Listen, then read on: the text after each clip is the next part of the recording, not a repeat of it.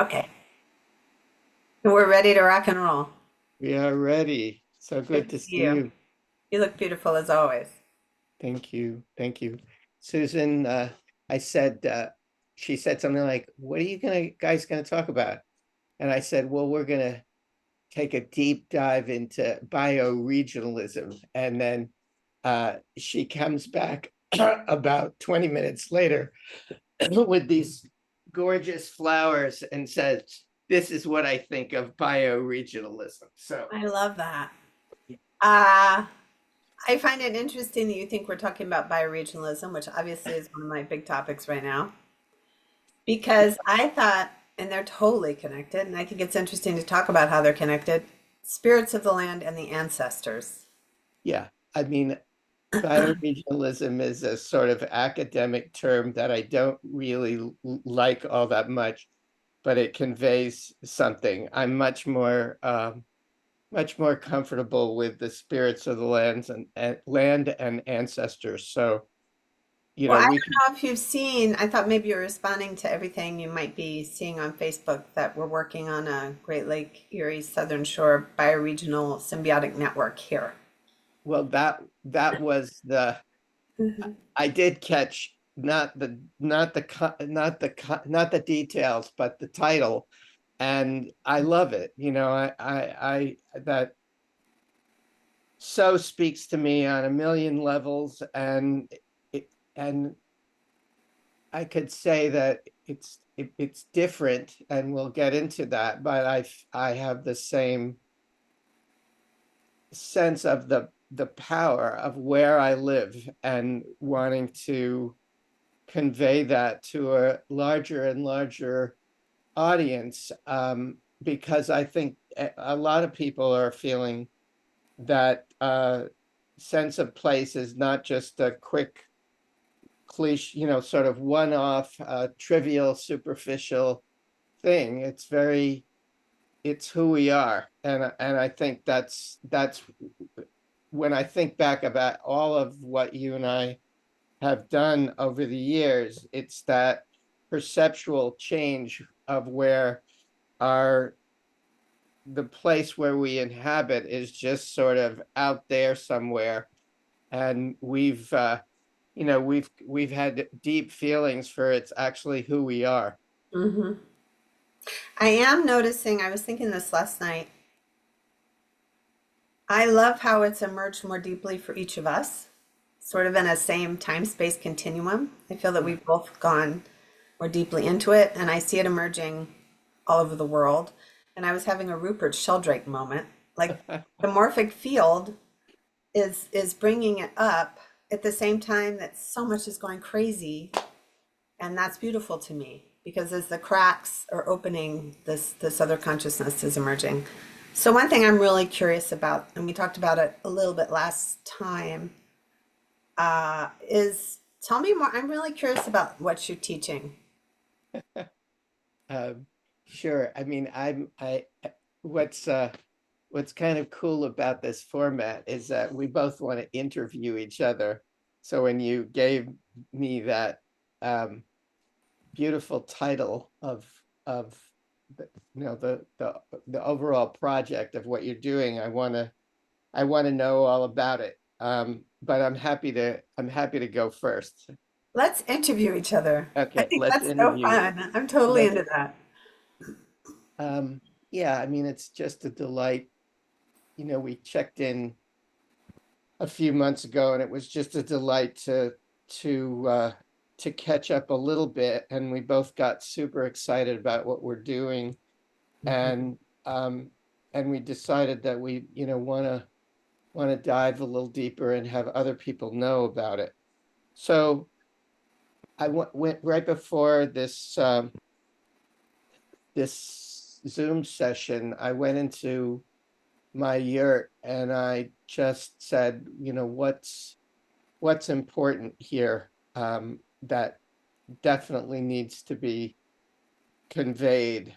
And I was doing a little drumming, and I lit some cedar instead of sage, and I started to feel I felt that I felt the spirits. I felt this perceptual shift. I felt kind of stepping through a portal of our normal, every ordinary perception of time and space, and a linear view of time, and all of the things that how we function to get to survive in our current society. And I just felt it fall away momentarily, and this great upwelling of love for the land and this area of southern Vermont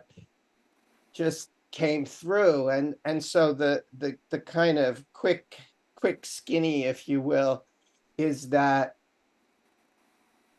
this love of the land, which I feel so deeply, and what I'm conveying to my students, and I think it's more of just reinforcing what is already there, is that when you keep following that love and you use certain ancient methods of communicating with the spirits, you undergo this perceptual shift, which is so, as I see it, is fundamental. And I could spend the next, whatever, 45 minutes talking to you about what that looks like, what that feels like.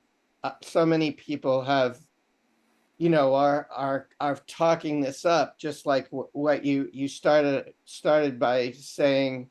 There's all this bad news and this falling apart, and then there's this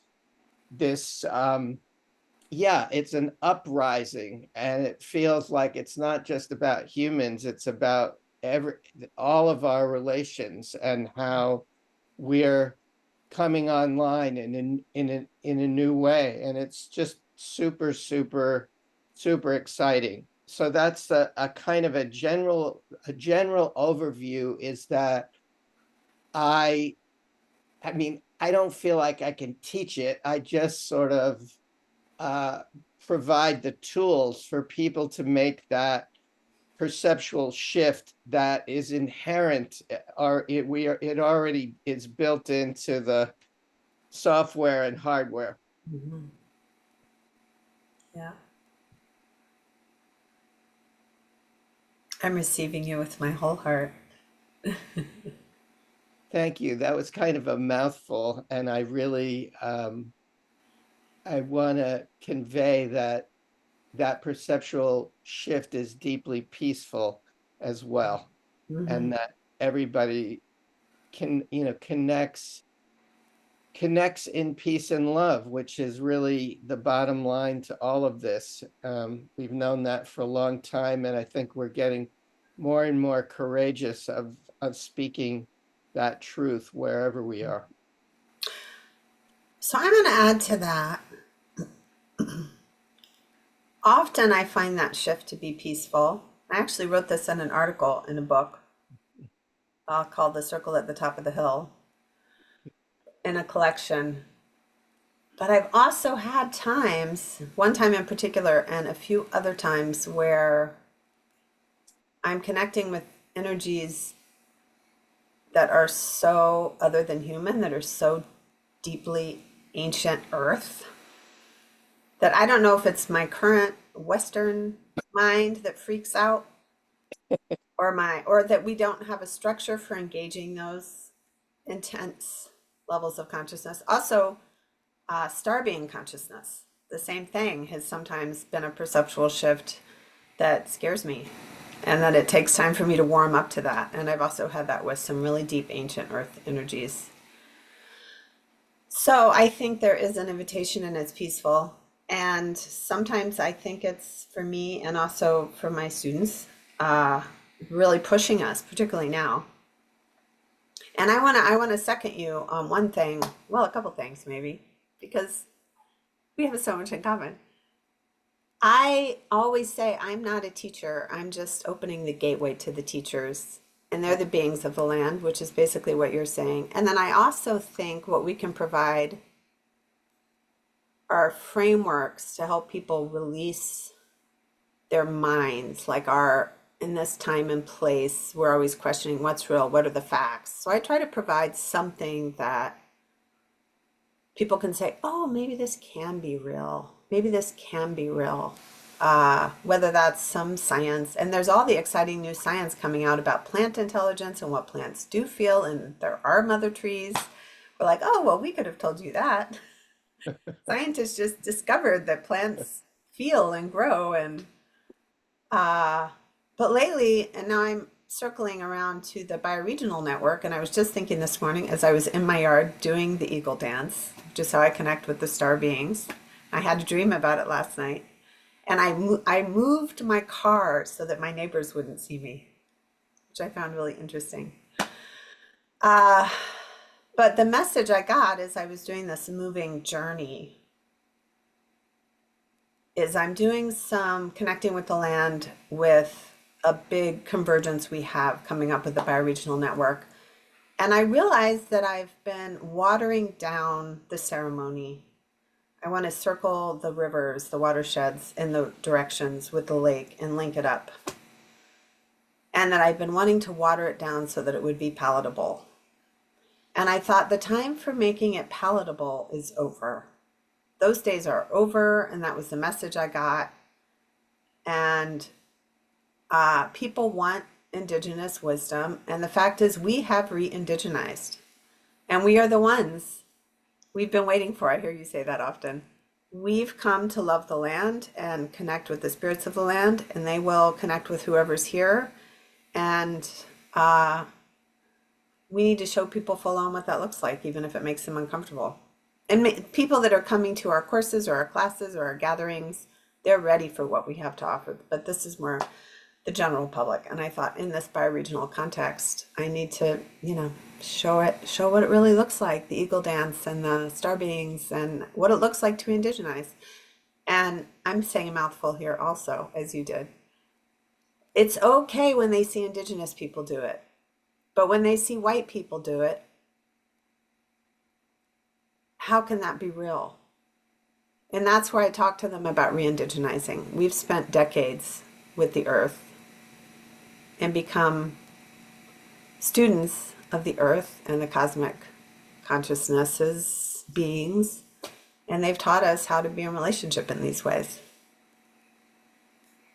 Yeah, I mean, there's so everything you said is so rich. I want to, underline that I'm a student of re-indigenizing, and so both in Siberia and this country, Siberia, I mean, South America, Central America, all the elders that I've spoken to that are really heart-based, they say two things, which is one, this is a multiracial, they don't use these words, multiracial, multicultural project. It takes everybody. It's about unity. Mm-hmm. It isn't any one thing. We're all learning what it means to re-indigenize again, and that the only difference between white people and non-white people or native people with a tradition that is still intact is just that there's a something that they can reach into that is unbroken. And and one of the advantages of being from a broken lineage, which I feel that we are, This is is to actually read that it's fresh and new, and we don't have a lot of baggage, and so we can just go right to the spirits, ask questions, and get answers. And so I love the freshness. I love who we are. I true. love that we're always learning and that we are listening to the elders, both human and non-human. And I think that makes for some really, really good medicine. And I feel great that we're on that project together.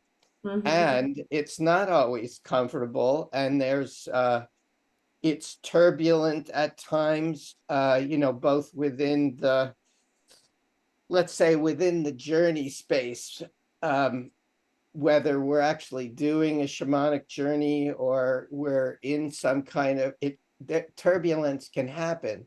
But ultimately it's like the storm comes, and I think one of the reasons why so many people are attracted to what we do is that there is ultimately this kind of settling in to the stillness that pervades the universe. Hmm. Yeah. I love what you're saying about the freshness. First, I just want to take a moment of stillness, to be with the stillness, especially right now. We need that. I love what you say about the freshness because I often say, okay, we're re-indigenizing, and maybe we're kindergartners, maybe we're preschoolers. And there's that element of play. For me, a lot of times when I'm out there making ceremony and listening to the land, it's play and discovery because nobody taught me. Right. So there is this freshness, and I love that you identified that because I haven't thought of it in that way. Uh, yeah, I love that. And I love that we come to so many similarities to what humans have been doing over the past 150,000 years. We know that shamanism is the most ancient religion. So I love the commonalities, and then I love what's new and what's particular to who we are in relationship to this land. And I've been working lately with how our ancestral lineage, you saw my video, which you responded to, how our ancestral lineage, which mine is mostly British Isles, I do have some Algonquin pretty far back. Uh, I'm learning how those come into relationship with the spirits of the land here, up to and including indigenous ancestral spirits. So I find it really interesting how those beings can become guides for us and how they activate our ancestral intelligence and our biological lineage. So I find that really unique and beautiful. And I really am supporting people to make that connection. That's what I'm really excited about right now. Uh, there's humility in what I hear you talking about, and it's a humility to listen to these ancestral spirits of all kinds, and be courageous and saying, this is what I heard, no matter what anybody thinks of it or how you know crazy it could sound. We're working, in a sense, we're working for them, we're working for our descendants, we're working on behalf of our wild souls, and I find that the more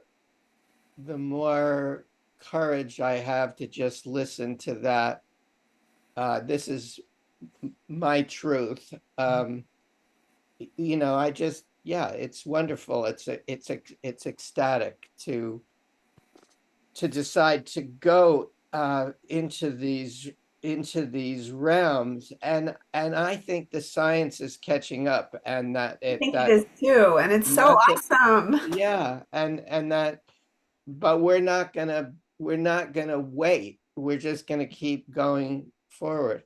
Mhm. Yeah. Yeah, I think a thing for me, it's a common theme, is letting it all hang out. I had a dream about it last night, actually. I had a dream, a beautiful dream about being naked in a pool and people seeing me in my raw self. I happen to, this is, maybe or maybe not interesting to people. I think it will be because Christopher Reynolds, who we know and honor as a great teacher and re-indigenized soul, and Ravenheart, another incredibly beautiful re-indigenized soul, led an ancestral conversation ceremony altar. They were blessing an altar, creating an altar at the Church of the Angels, a spiritualist church that they go to. And I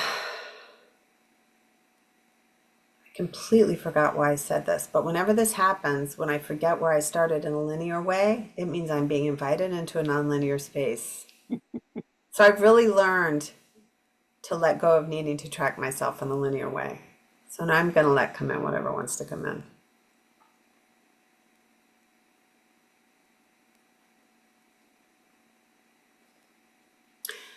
What I love about Christopher is how he sees the stars as ancestors.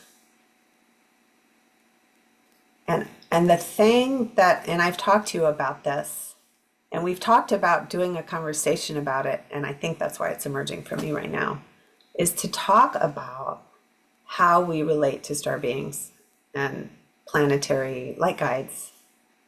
And I think this is coming in as we're coming together to talk, because we talked, what was it, 2 years ago?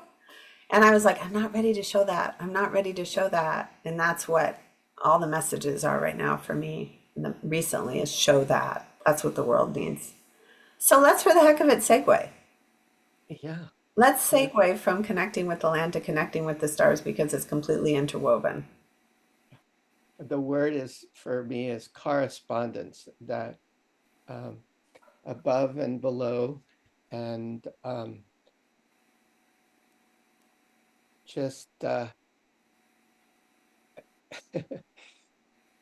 I find the mystery of it, the incomprehensibility of it. It's not like I haven't touched into the star beings quite a few times, but I think that just bringing bringing them into the field has this like galactic awe. Mhm. Galactic awe just comes in, and I just feel the uh, immensity as power, and um, just so grateful that we have that.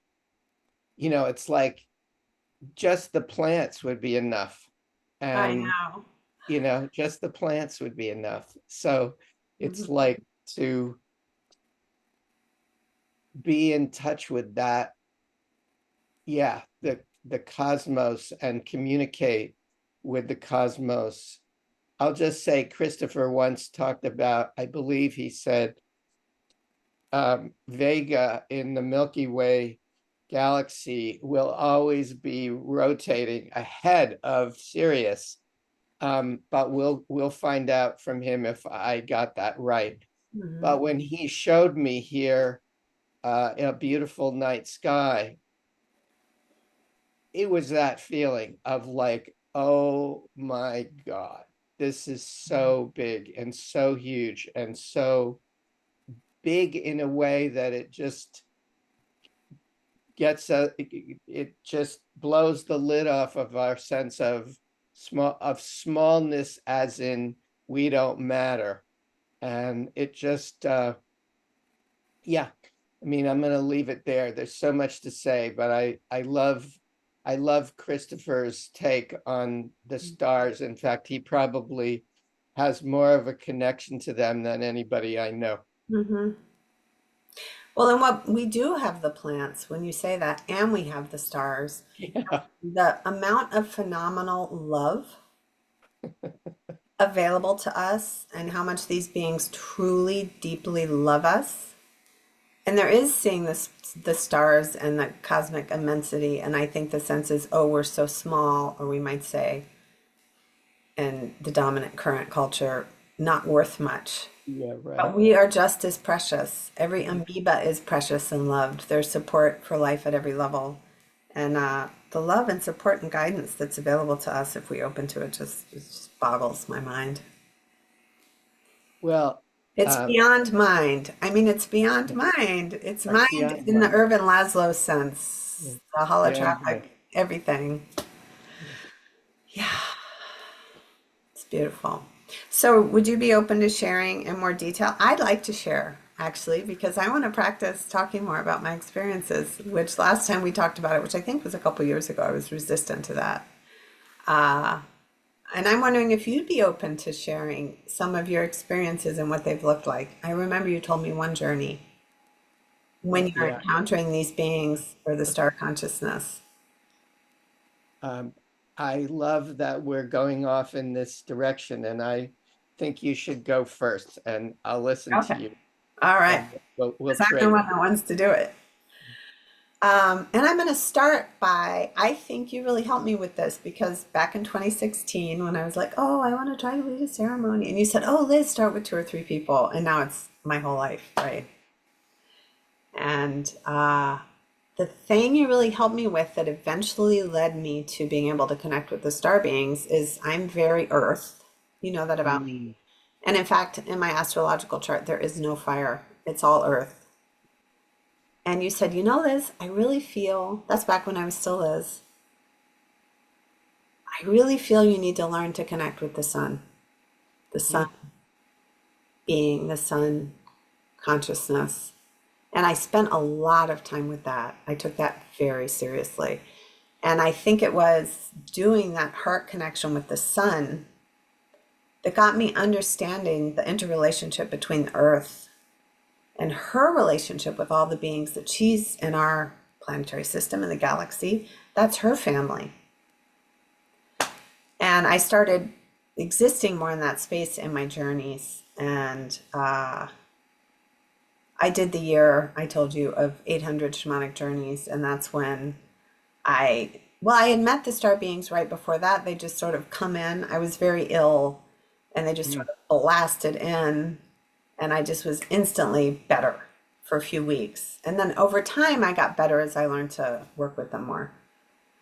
Uh, that was one of those moments where I was like, oh, can I expand into this consciousness?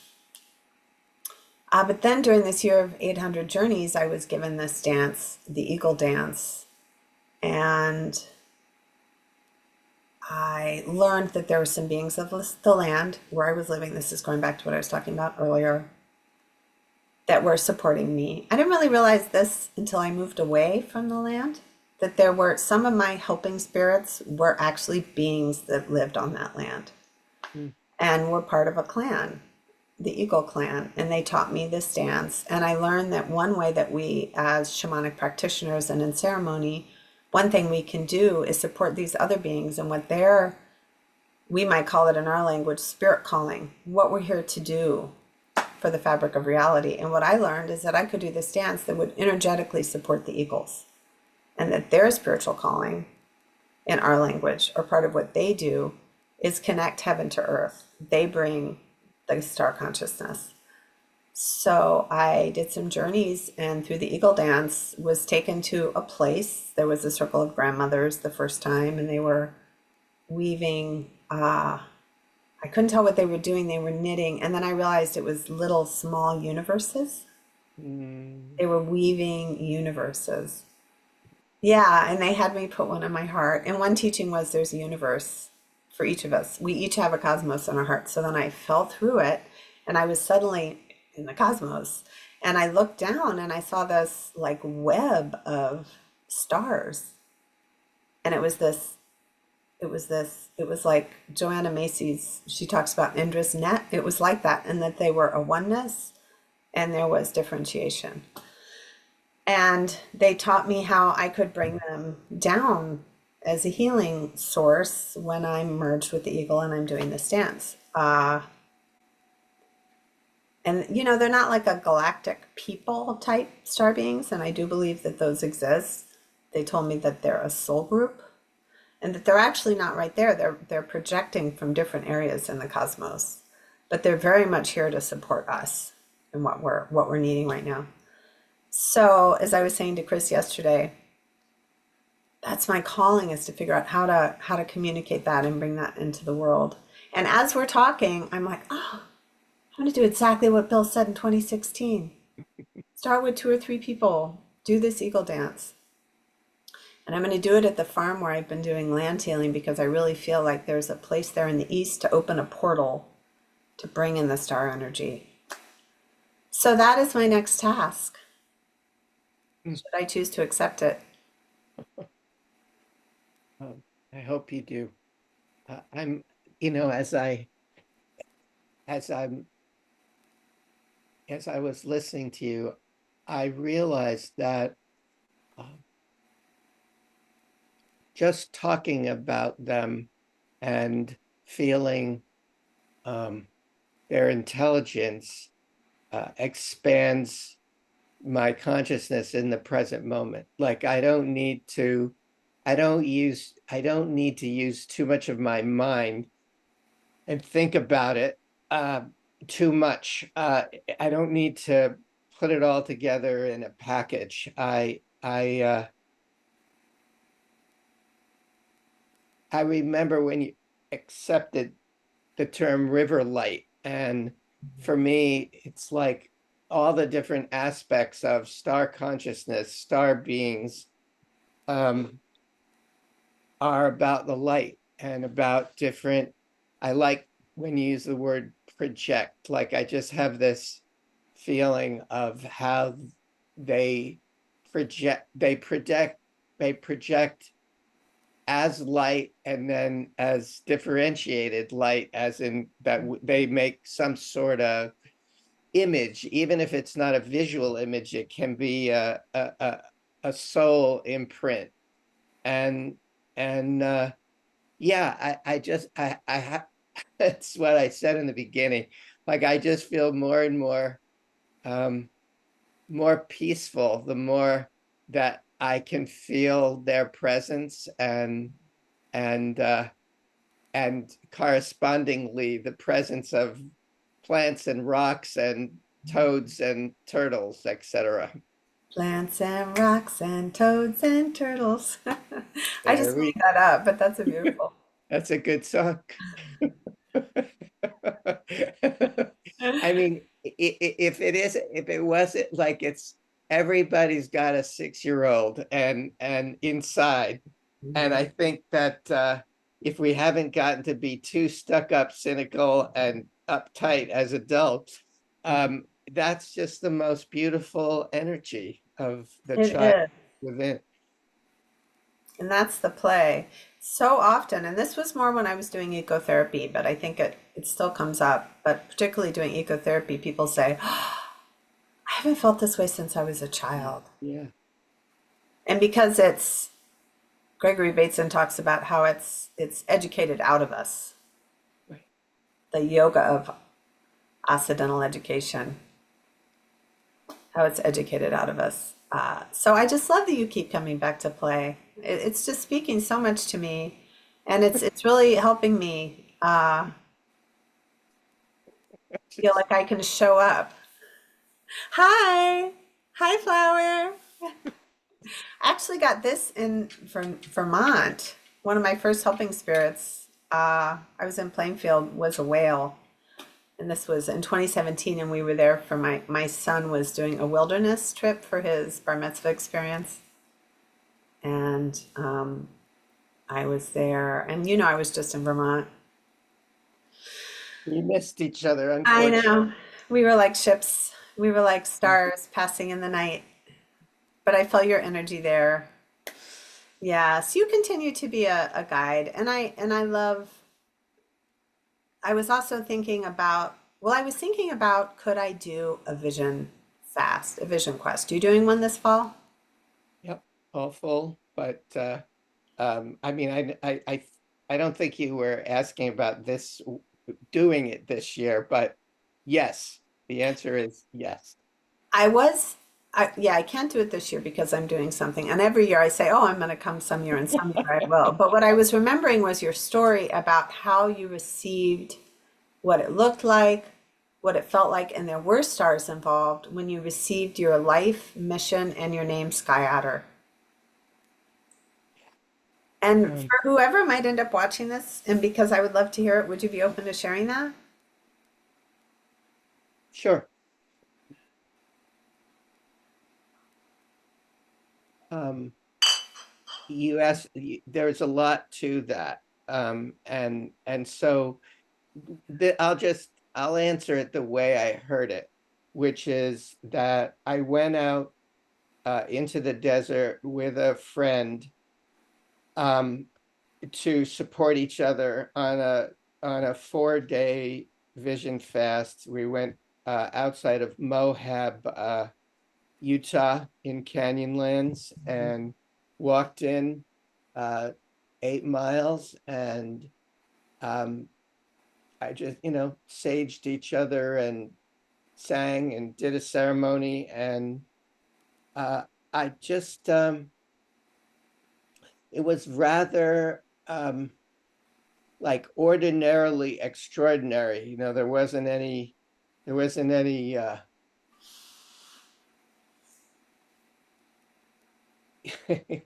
words from on high or anything. Just, yeah, it was just sheer beauty. Mhm. Um, and um, about the third day in, this hummingbird just came right up to my third eye, hovered there, and it was a transmission. Your name is Sky Otter, and I had no idea what that meant, and I just wrote it down in my journal, and I sort of forgot about it for like 10 or 15 years. And 3 years ago, it was like, oh yeah, your name is Sky Otter, and you need to fully embrace it and accept it. And I'll say something parenthetically, which is uh, accepting the name has been not just wonderful in the sense of like freeing up that inner sense of being more of my authentic self, but it's like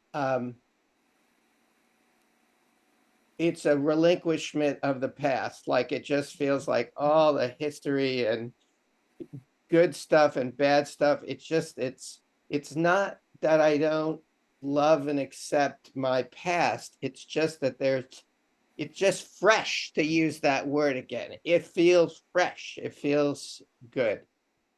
Um, and it wasn't until we got back to this uh, motel that I just got woken up by one of those dreams that are way more powerful than waking reality. And I furiously started writing things. And, the main message was remember the ways of the earth and pass them on. And, you know, as we as we talk, it's like you don't have an earth without the stars. It's one wisdom tradition. And I'll just finish this little piece, which is that it, nothing feels I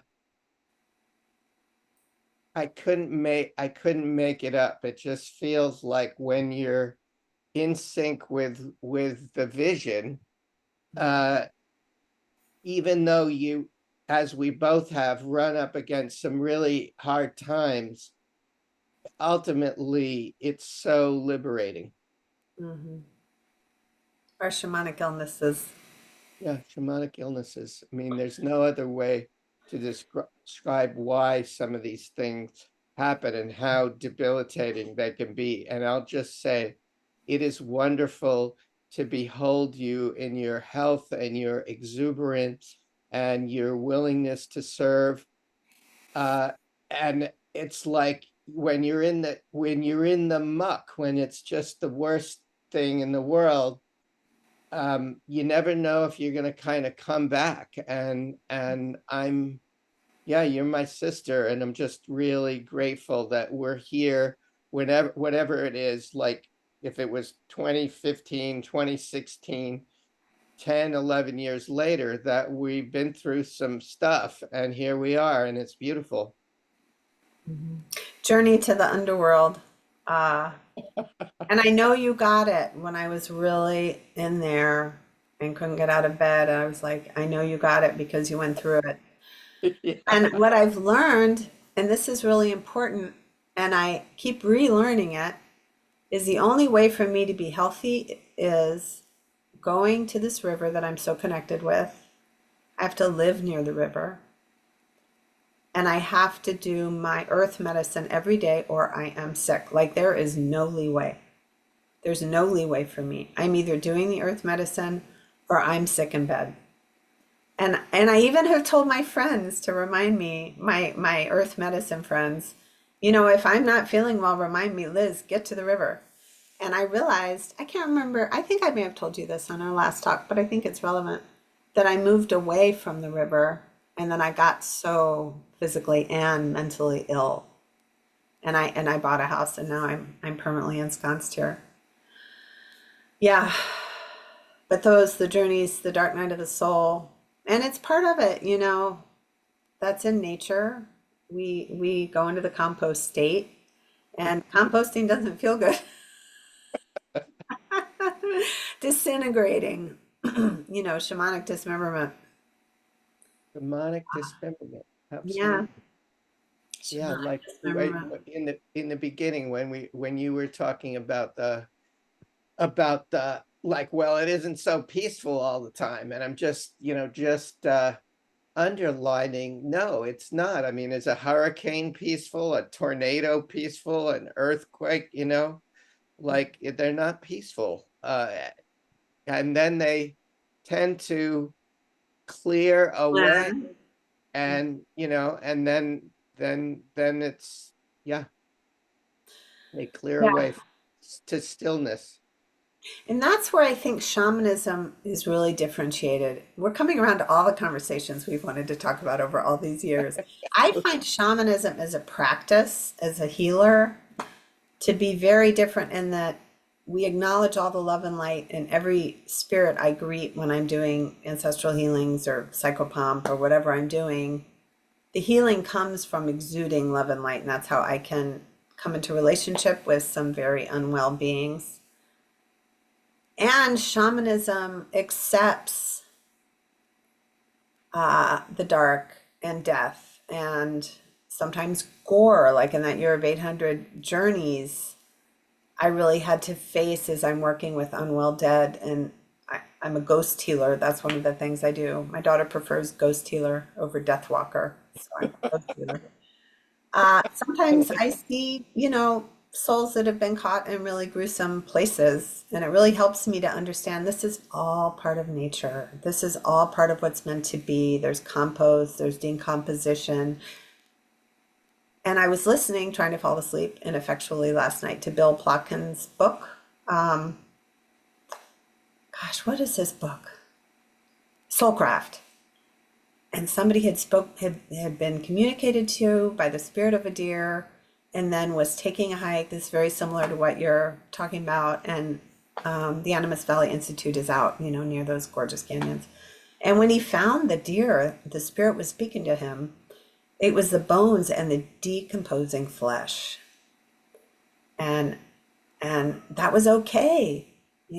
It was part of nature and it was communicating to him. And I think we have a and I know you and I have both worked with Buddhism, and Joanna Macy certainly did. We have such a deep denial of those aspects of nature and a deep denial of relating to death. And I wear a bracelet that says, if death is certain and the time of death is uncertain, what is the most important thing? And having a death practice to see that's part of nature, that's part of our lives, I think is really healing for our times. That was a mouthful. No, that was beautiful. That's just beautiful. Um, And that's shamanism is embraces that. That's an ancient, new, and also ancient way of knowing that it's okay.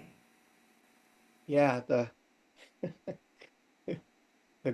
the gore, the shadow, the the blood, the unwell, the dead.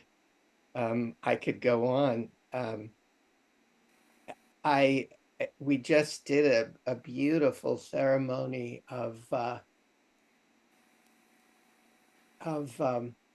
feeding the below spirits, um, and in in using fire as a medium. Just the other night, it was just absolutely profound, and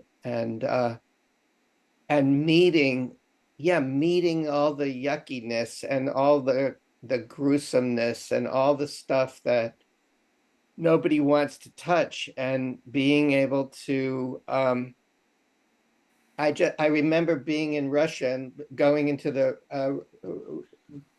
very famous, can't think of this Russian art museum, and there was this beautiful painting of Jesus's descent into hell, Mm. and and I think that's like, that's part of the mission, part of the mission. Can't bypass this stuff. Mhm. And that story is incredibly shamanic. Who he was and how he existed and what he went through. Yeah, You exactly. can't bypass it. And we Yeah. see what happens when an entire dominant global consciousness does bypass it. It comes out. Yeah. Yeah, Very those spirits are going to get fed either consciously or unconsciously, one way or the other. And I prefer, the tobacco spirit once said, you offer me tobacco. I mean, the tobaccos offer the spirits of the land tobacco, or you're going to need to offer your blood. Um, just to underline the main teaching, I see it, this re-indigenized teaching that I don't feel like I can say enough of in terms of my newbie, relatively speaking, newbie relationship to the land is about gratitude and reciprocity. That if I so just if I keep those two things in mind, I could F up in a lot of other ways, but that's key. absolutely. And humility in the Yeah. face of, in a good way. People say, "Oh, Yeah. Liz, I don't like that word." I'm like, no, I bow before the glory and beauty of these beings. I touch the ground. My head is to the earth, in a beautiful way. Yes, gratitude and reciprocity. Can you repeat that again? I bow before, say that again, please. I don't know if I I can. bow before the Fortunately, glory. it's recorded. Okay. I don't know. I just Yeah. I bow before the beauty, the power, the awesomeness, you know. So it's humility in a receptive way. Yeah. It's not a traditional, and I don't think all Christianity is bad, but it's not a toxic Christianity. I am humiliated. It's more that I'm humbled. I I am flat on the ground with my chest to the earth in gratitude. And I mean that literally, I am on the ground. I know you do. Absolutely. I know you do. And it means um not not not getting a swell head or puffed up when a lot of people tell you how wonderful you are, or you have success, or whatever that that that could mark you as better. You're never better. I'm never better than anybody or anything else. And so, and learning to keep that in check is, I think, is part of this path, because there's temptation. I mean, if I let any ego get involved, my medicine goes away and I can't work as a healer. So it's pretty like my life you're hearing is kind of like, if I'm off the path, and this is a funny thing, and you read it in Excuse my me for book. interrupting. If you're off the path, you get kicked in the ass. I do. And I think I set this intention for myself because I had this prayer for so long, which I have adjusted. I asked that my life be brought into alignment for the healing of the world. Thank you. And now I've added some things in ways that are in balance with my life. But I inadvertently created this, like, you know, my life is in alignment with the healing of the world, or I'm sick. So I'm adjusting that a little bit and creating a little more breadth for myself on that path, and also really honoring that I do have a way to be well, and it's really living as a medicine person. Oh, Chi McGwitch, big thank you. Big. It is enough. We do enough. We are enough. It's beautiful. I think that this has been an amazing conversation, and I suggest that we stop recording because if people look at a thing and it's more than an hour, they say, I don't have time for this. So I'm thinking the same thing, and we'll come back to these topics. And let's down for a few minutes because I'd love to just chat a little, but oh, absolutely, I want to give absolutely. you gratitude for what you do in the world, and I'm so grateful to have I think of you as a dear friend and a colleague and someone that believes in me and I believe in you and we need each other. And I feel Oh, so blessed to have true deep earth medicine people in my life. And there's more and more all the time, which is really cool. more and more all the time. More and more all the time. Yeah. I mean, we're mirrors of each other. We feel our inner smile, and I can't wait to see you again in the flesh. The flesh, the flesh. The flesh. Okay, brother. And anyone who's watching, we'll come back with some fun and exciting topics. Perfect. Yeah. Amen. Okay. Ashe, aho.